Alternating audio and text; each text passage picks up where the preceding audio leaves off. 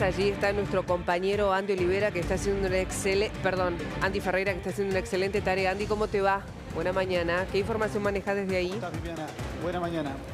Buen día para todos. Sí, tercer día de audiencia. En este día particularmente están declarando dos médicas del Hospital Neonatal que tuvieron participación en aquella época en la que ocurrieron estos 13 presuntos ataques, de los cuales murieron 5 bebés, entre marzo del 2022 y junio de ese mismo año. Adriana Morales es la médica que en aquel momento se desempeñaba como coordinadora del Comité de Seguridad del Paciente.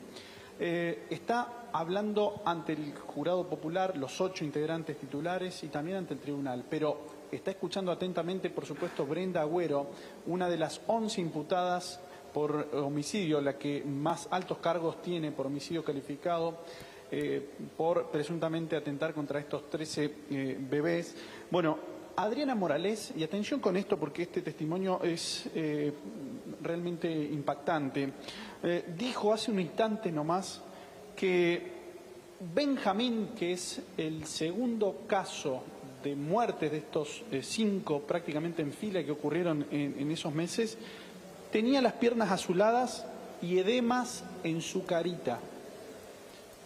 A ella le contaron, y ella dijo en primera persona, me contaron que vieron sangre en la batita del bebé y a partir de ese momento empezaron a ver si había alguna aguja, aguijón o algo que pudiera haber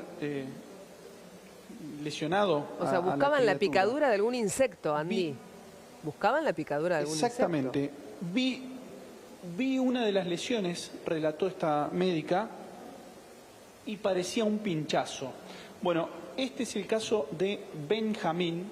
Por cierto, hay imágenes que en aquel momento se filtraron, que son, créanme, espantosas, que muy probablemente no vuelvan a verse en los medios, que muy probablemente es a lo que haga referencia esta médica a cargo de este Comité de Seguridad del Paciente, en aquel momento del Hospital Neonatal.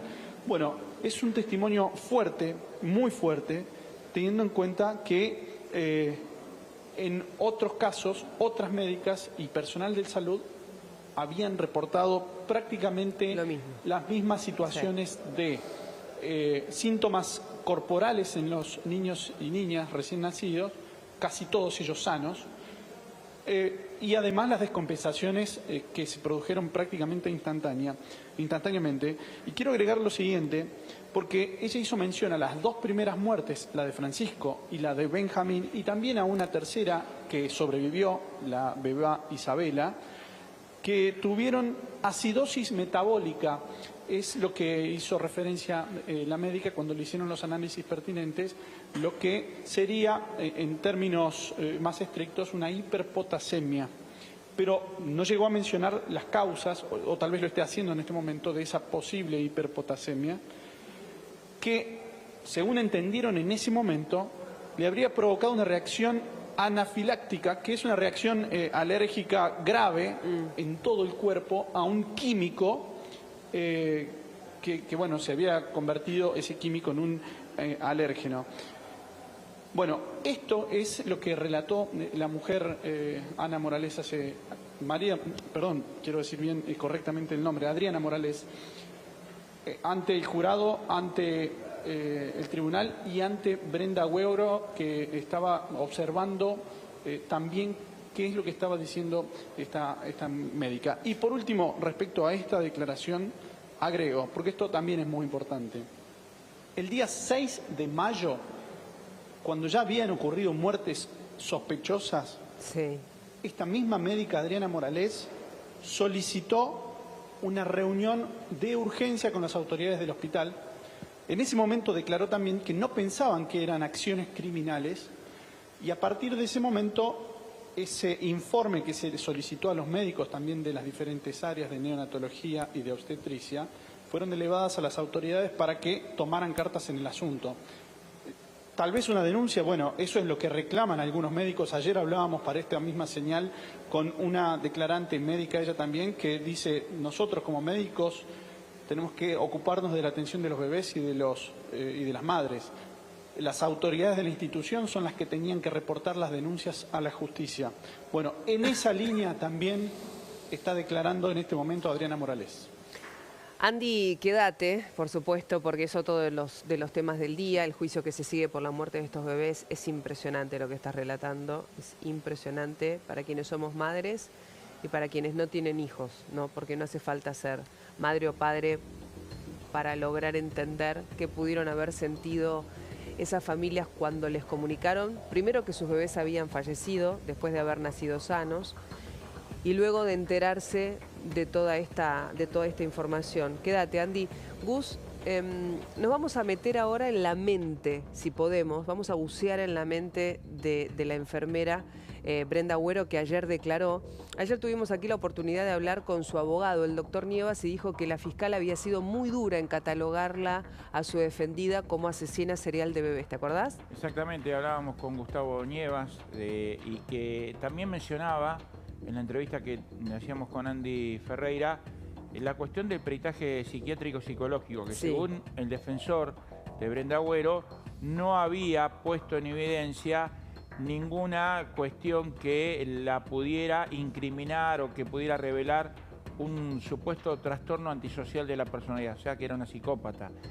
Nada de eso quedó expuesto en el estudio psiquiátrico y psicológico. En realidad fue un estudio interdisciplinario que se le hizo y que vamos a detallar ahora a qué conclusiones llegaron aquellos que viajaron a la mente de Brenda Agüero, la enfermera acusada, según la fiscal Mercedes Balestrini, de ser una asesina serial de bebés. Digo, está acusada porque quien va a tener que demostrar la culpabilidad es el Ministerio Público y también las querellas. Sobre Brenda Agüero siempre vamos a recordar y a remarcar, existe la presunción de inocencia, pero hay elementos que la van complicando a ella y a muchos de los integrantes del cuerpo médico de este hospital, como recién repasaba Andy Ferreira. Pero, ¿con qué se encontraron los peritos psiquiátricos, los peritos psicológicos, que entrevistaron durante 7 oportunidades a Brenda Agüero?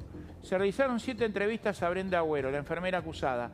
El peritaje psicológico y psiquiátrico determinó que es imputable. ¿Qué significa esto?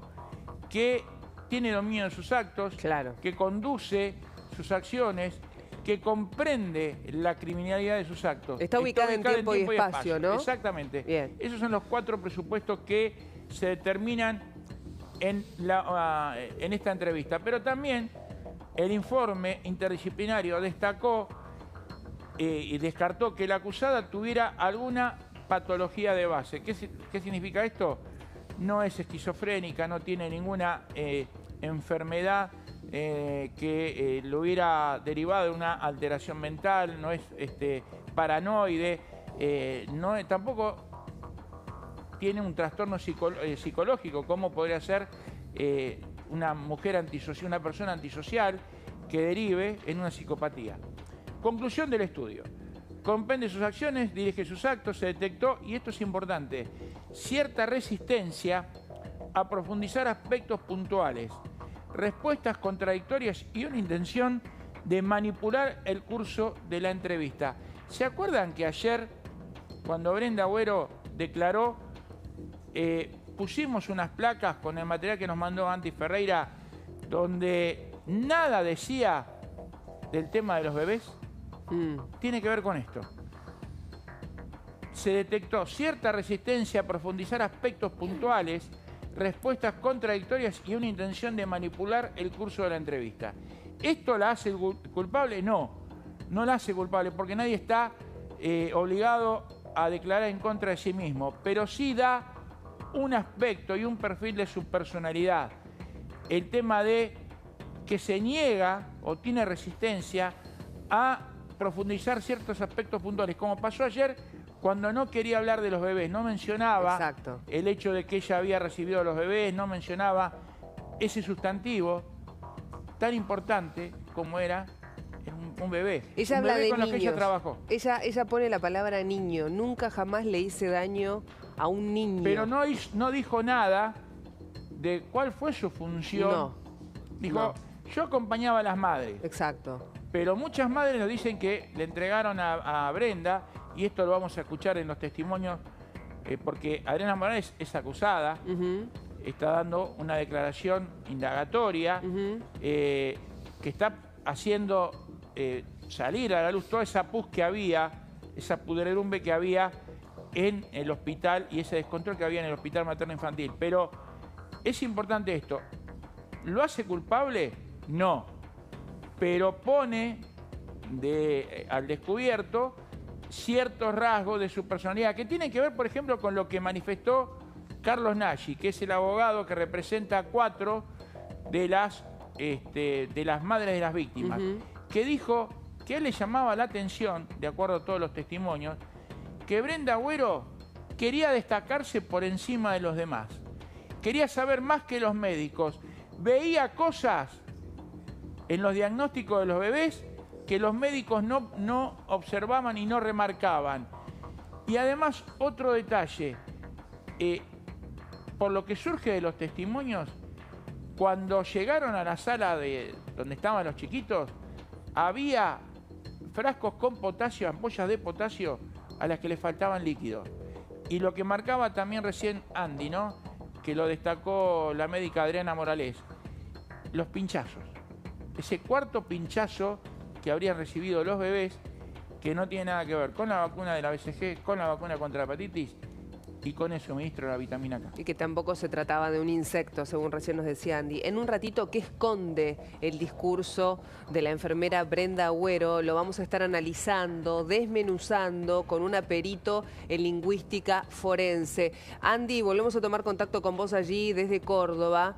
Nos quedamos todos anonadados, ¿no?, con esta última apreciación que nos hacías y estas últimas declaraciones de una de las acusadas, cuando describe la muerte del segundo bebé fallecido, de Benjamín. Sí, y te agrego, Viviana, mientras me corre, la verdad, un frío por la espalda, también soy papá hace muy pocos meses, que la misma Adriana Morales relató que la mamá de Benjamín denunció violencia obstétrica. Entonces, aquella reunión del 6 de mayo de ese mismo año, cuando ya había fallecido este pequeño, contemplaba esta denuncia, una denuncia de violencia obstétrica, estos pinchazos inexplicables, las muertes sospechosas.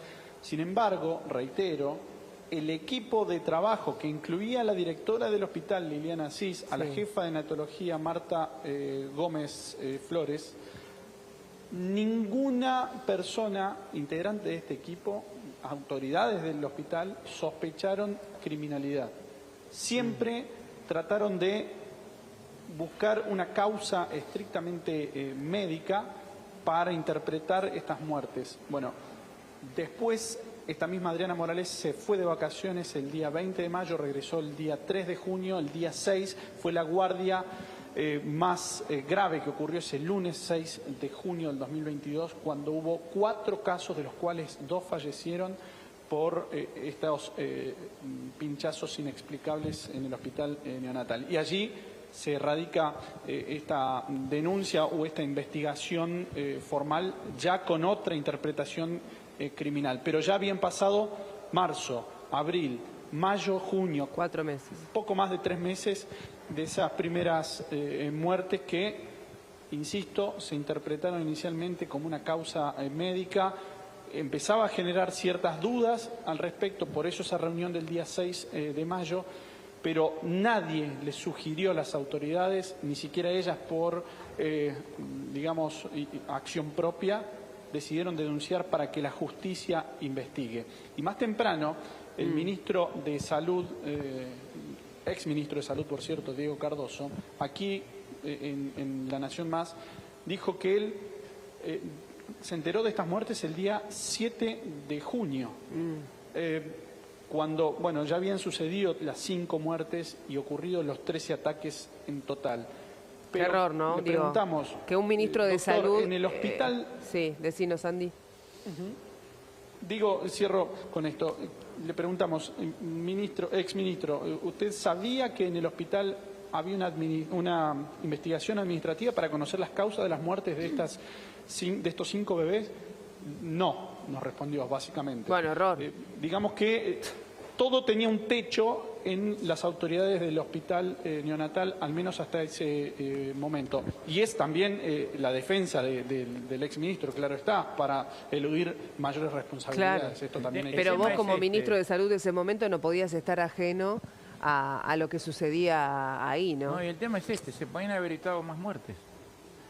Por supuesto. La sucesión de muertes se tiene que haber cortado cuando Adriana Morales dice y encuentra el tema de este bebé, del pinchazo, de la sangre. Ahí se podía haber cortado. ¿Y sabés qué es lo triste, Gustavo? Disculpame. ¿Sabés qué es triste? Que la pena que le corresponde al encubrimiento agravado va solamente de 14 meses a 6 años. O sea que si recae una pena menor a 3, puede recaer condicional.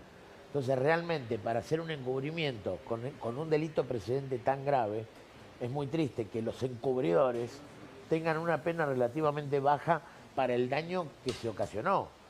Y otra cosa que es imperdonable, ¿cómo puede ser que esa clínica no tenga cámaras en una neonatología o en un acompañamiento de madres con la es como la terapia intensiva? Son lugares que tiene que haber cámaras y tienen que ser monitoreadas y grabadas 24 horas del día. Andy, quédate, porque en minutos vuelvo con vos. Quédate allí. Muchísimas gracias, como siempre, por toda la información que nos aportás. Es importante lo que estaban apuntando. Ya vuelvo, Andy. ¿Me esperás unos segundos? Estaban apuntando algo muy importante, sí. ¿Me esperás, Sí, por favor? supuesto, Que está esperando Sheila Queral, que es perito en lingüística forense. Sheila, buen día. ¿Cómo estás?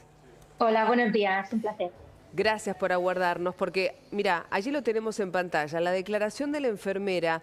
¿Qué hay detrás del discurso de Brenda Agüero? ¿Qué significa lo que declara, cómo lo declara, cómo ella se maneja inclusive con su cuerpo? A ver, la lingüística forense, Sheila, es una disciplina. Primero entendamos de qué trata. Sí, es una disciplina científica que analiza el lenguaje en contextos legales, como podría ser estas declaraciones, para extraer información sobre la forma en la que se construyen esos mensajes, ¿no? Las palabras que utiliza, y poder extraer cuáles son los objetivos que tiene, en este caso, la declarante y los posibles efectos que van a tener en los receptores. Y cuando hablamos de receptores va a ser sobre el tribunal, el jurado en este caso, pero también la audiencia pública al tratarse pues, de un juicio tan mediático.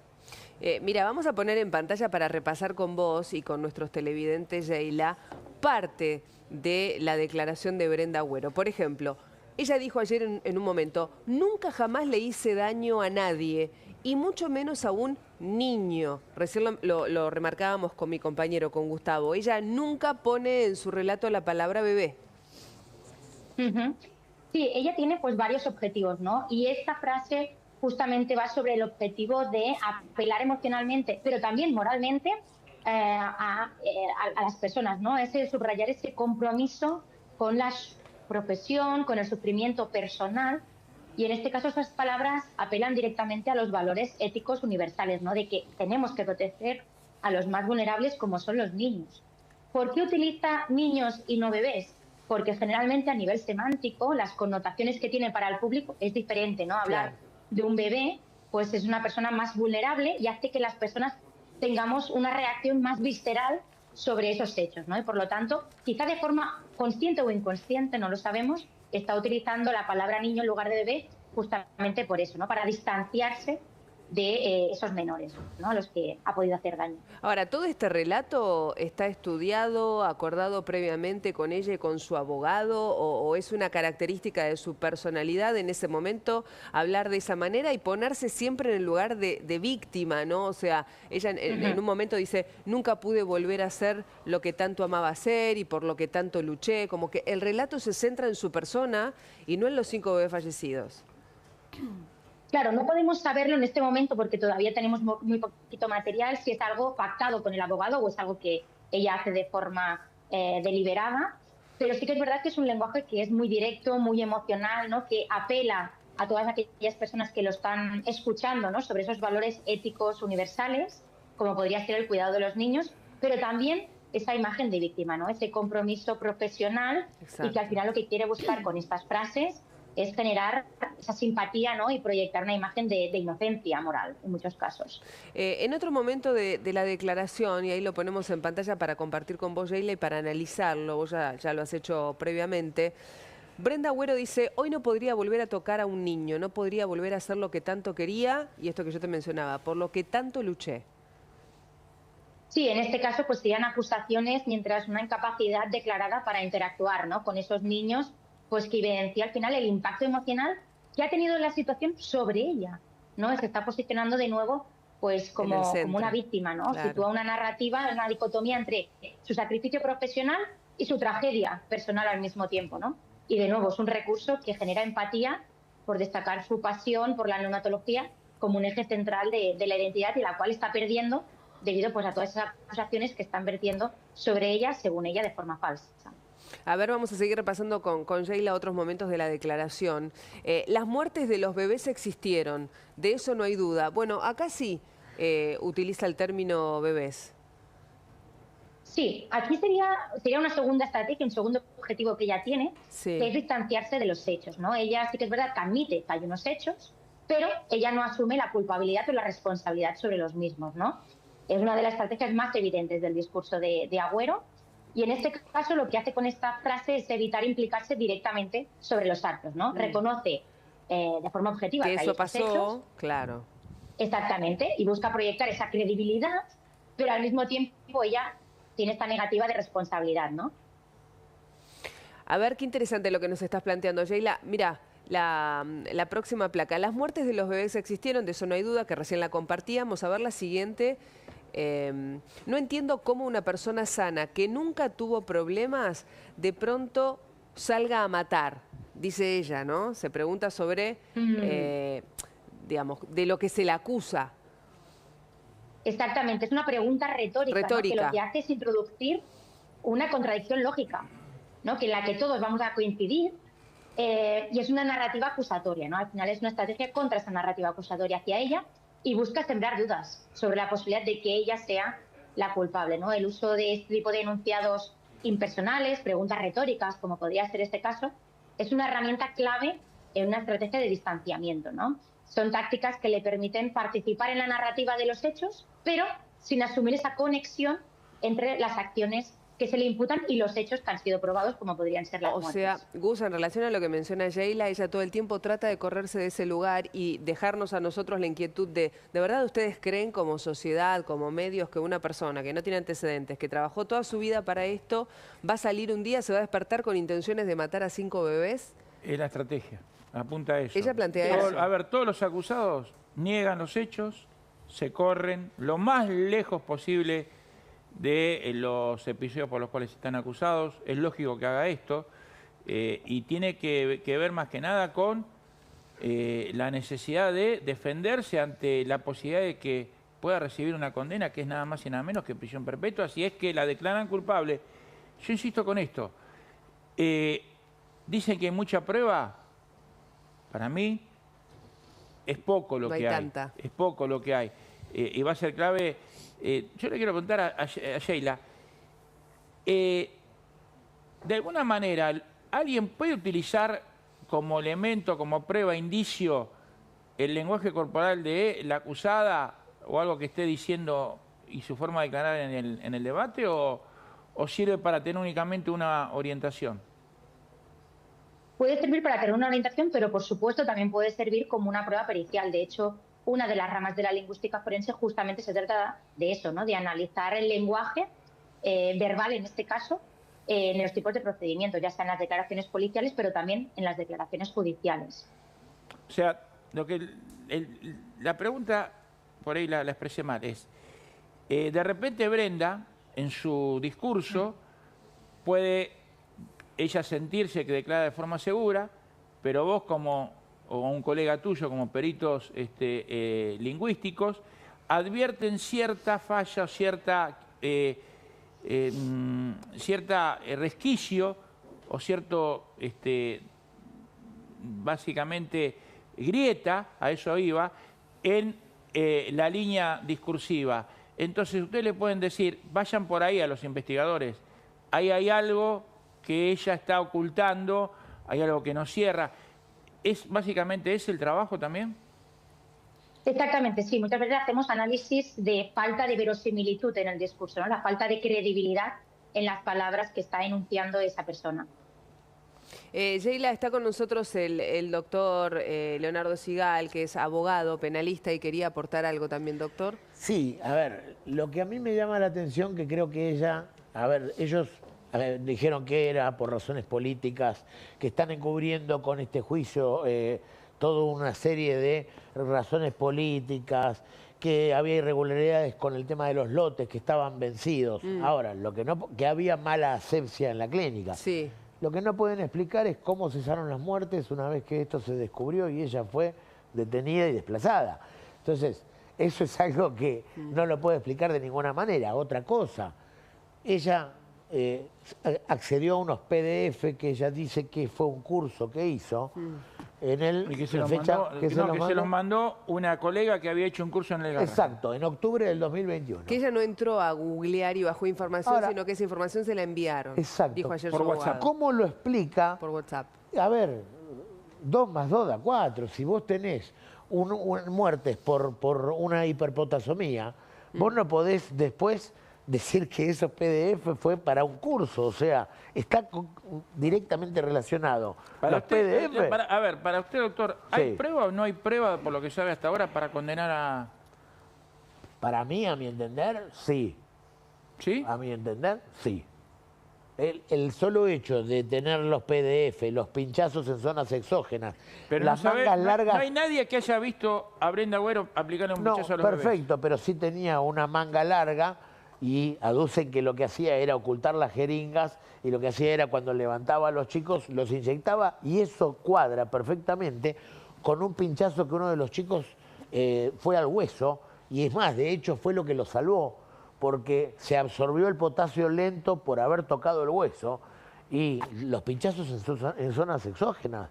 Yo he hablado con médicos y me dicen, mirá, el potasio se inyecta endovenoso. Y nadie puede explicar los pinchazos no sabemos si son de potasio, obviamente, pero Ahora, en ¿pudo la haber parte sido Brenda posterior del Agüero u mu- otra persona? Y pero ella Nadie la vio aplicar, automáticamente nadie la vio quiso... aplicar. A ver, esto Yo lamentablemente... no la defiendo, simplemente No estamos queremos dando llegar a la otra verdad opción. y me parece más que acertada lo que usted manifestó, que, o casualidad, y en esto también creo que Sheila va a coincidir, el 6 de junio se hizo la denuncia, Brenda Agüero fue apartada, fueron apartados muchos de los médicos y cesaron las muertes. Claro, y si hubiera una asepsia, una mala asepsia en la clínica, hubieran seguido las muertes, se hubieran enfermado más chicos, o sea, hubiera ocurrido otra cosa, y yo creo que esos indicios alcanzan más la actitud que tomaron los otros 10 imputados, porque yo creo que los otros 10 imputados son más culpables, salvando las distancias, son más culpables que la propia... que el propio asesino, no hablemos de la enfermera. Sí. Porque realmente lo podrían haber parado ya con el primer caso Bien. y no hubieran tenido 12 más, de los cuales el desenlace fatal fueron para 5. O sea, realmente yo creo que se va condenada.